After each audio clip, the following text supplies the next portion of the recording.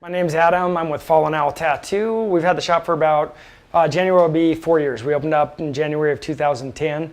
We're a fully custom shop, no flash in here. Everything we do we draw up in-house. I'm single, no kids. I enjoy pretty much anything that slides sideways, snowboarding, wakeboarding, surfing, drawing, art, all of that kind of stuff as well. I was taught with a traditional apprenticeship. I was taught how to make needles, tune machines, break down machines.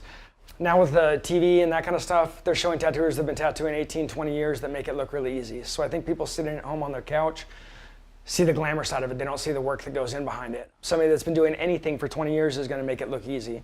But when you first start tattooing, it's a nightmare. It's terrifying. You know, you're doing something permanent on somebody's skin. And I think that gets lost with a lot of what's being portrayed in tattooing now. I've always liked tattoos. I always remember looking at the old biker guys when I was a kid and seeing them sleeved out. I've been an artist for as long as I can remember. I've always been drawing, painting, something like that. When it came time to start getting tattooed, I started getting tattooed as a young kid. I got tattooed around 16.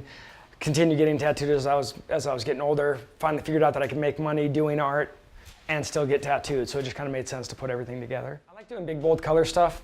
I'm not a big fan of little tiny tattoos. I'd rather do something that you can see across the room. For me, it's just a personal space issue. I don't want somebody getting right in my space to see what I have on me, so I'd rather have something big and bold enough that you can identify it from arm's length. I try not to use the word specialized. I think that limits you. When I was taught how to do everything, and that was something that was really pressed into me. I do a ton of cover-up work. I can cover up a lot of stuff that a lot of other people won't touch. Again, I like to do the big, bold color stuff, but I just enjoy tattooing. I'll do pretty much anything that anybody will let me do on them. I once found this guy that told me I could tattoo whatever I wanted on him. So I tattooed bacon wrapped in butter on his forearm. Well, I've been drawing, like I said, as long as I can remember. My grandma was a professional painter. My mom paints. My dad's engineer. And both my grandparents on the other side were painters. So art was just always around. I got in a fair amount of trouble when I was a kid. And that was always the one release that my mom had. Was even when I was grounded, I always had art supplies. That was something that she gave me to keep me out of trouble. Again, back in the day, it was a little bit more rough and tumble, you know. We deal with a lot of first-time tattooers coming in. Tattooing shifted as far as demographics go, that everybody has tattoos now. We have soccer moms coming in for their first tattoo.